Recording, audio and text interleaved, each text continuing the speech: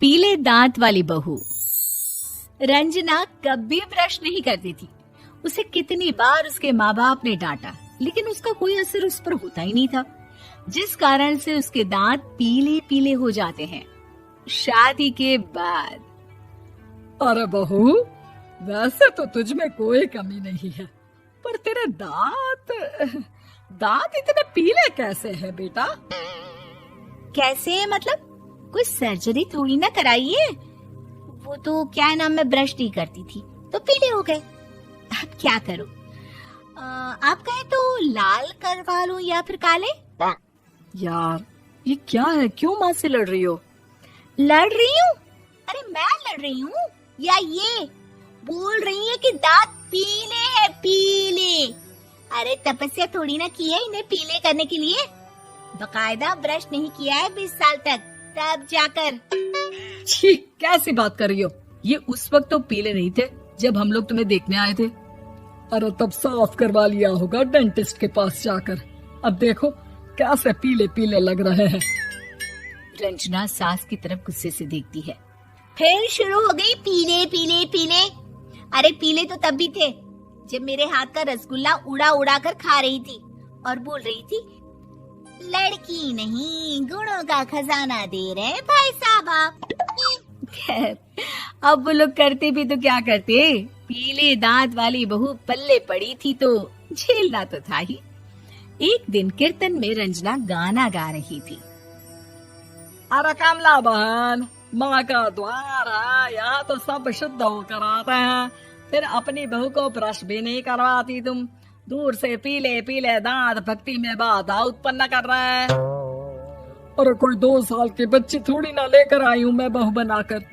अच्छी खासी लड़की है, अरे कैसे करवाऊं ब्रश? ये तो उसे खुद करना चाहिए ना।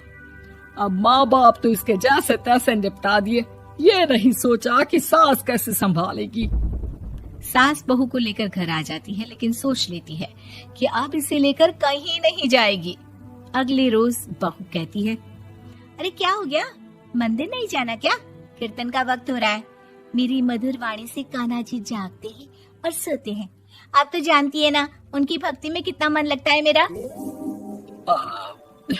वो क्या है ना, तबीयत ठीक नहीं लग रही है मेरी, आराम करूंगी मैं। तबीयत ठीक नहीं लग रही? अभी तो मिथुन के गाने पर नाच रही थी आप, और अब बोल रही है कि तबीयत ठीक नहीं लग रही। अरे भक्ति में मन लगा लो सासू माँ, ऊपर जाना है, क्या मुंह दिखाओगी आप? हाँ? सास को बहू की बात पर गुस्सा आ जाता है। मैं क्या मुंह दिखाऊंगी, इसकी चिंता तो ना कर, समझी? अपने मुंह की चिंता कर, जो ये पीले पीले दांत लेकर हर जगह पहुंच जाती है। पता है लोग कितना मजाक बनाते हैं। ना जी ना, मैं नहीं जाना कहीं तेरे साथ। तो ये बात है। कोई ना, मत जाओ, मैं अपने कमरे में ही बैठकर भक्ति कर लूंगी। ऊपर वाला दांत थोड़ी ना देखता है, मन देखता है, भावना देखता है।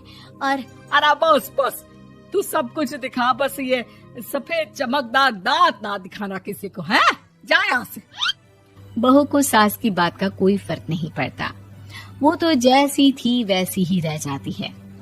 सुबह नहाकर किचन में खाना बनाना, फिर खाना खाना, कीर्तन भजन करना और सो जाना। एक दिन, माँ जी मैं सहेली के घर जा रही हूँ, शाम को लेट आऊंगी। हाँ हाँ तो जाना, मैंने कौन सा तेरी आरती करनी है घर पर बैठकर। रंजना सहेली के घर जाती है, जहाँ वो पार्टी में जाने की तैयारी कर रही होती है। अरे शिखा, कहाँ जाने की तैयारी कर रही है? मैं गलत वक्त पर आ गई क्या? अरे नहीं यार, उल्टा सही वक्त पर आई है। मैंने ये साड़ी और ज्वेलरी निकाली है यार, शाम को इनके ऑफिस की एक पार्टी में जाना है। बताना कैसा लग रहा है ये सब? नहीं यार, इस ड्रेस के साथ तो वो वाली ज्वेलरी अच्छी लगेगी। हाँ हाँ सही बोल रही है, मैंने ध्यान ही नहीं दिया। वैसे तो हमेशा से मस्त फैशन सेंस रखती है। तो बड़ा जाती होगी ना पति के साथ पार्टी में। रंजना कुछ नहीं बोलती, बस सोचती है कि यार काश ये बात सही हो जाती। पर मैं क्यों नहीं जाती पार्टी में? क्या इन लोगों की कोई पार्टी होती नहीं होगी? रंजना घर आती है और रात में पति से सवाल करती है, एक बात बताइए, आप मुझे किसी पार्टी में क्यों नहीं ले जाते?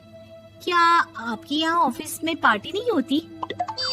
पति बेचारा क्या कहता कि दांत पीले हैं तुम्हारे इसलिए।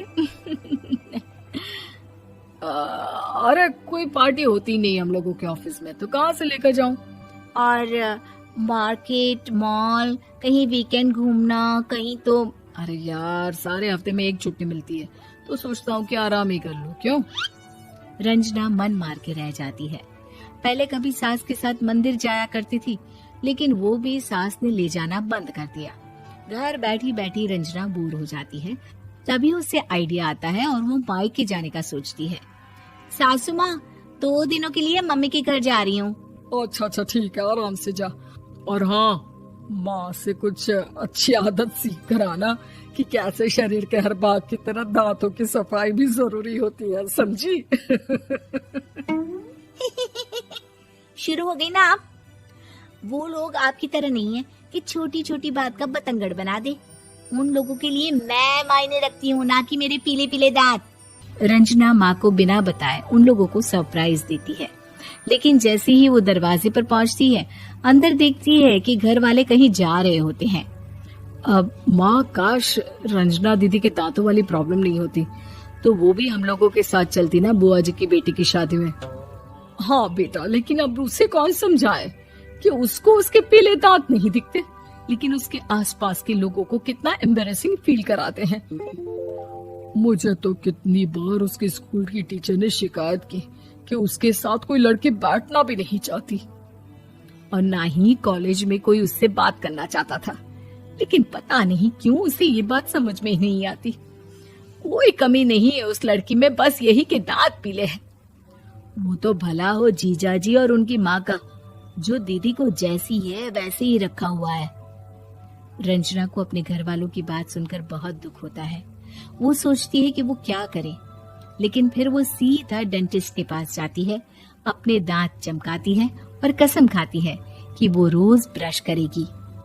अरे क्या हो गया? तुम तो 2 दिनों के लिए गई थी ना, पर कोई ना, अच्छा है, चलो आ गई तो। रंजना सास के सामने आकर खड़ी हो जाती है और पूरी स्माइल करती है, उसके चमकदार दांतों को दिखाती हुई। हैं? चले मंदिर।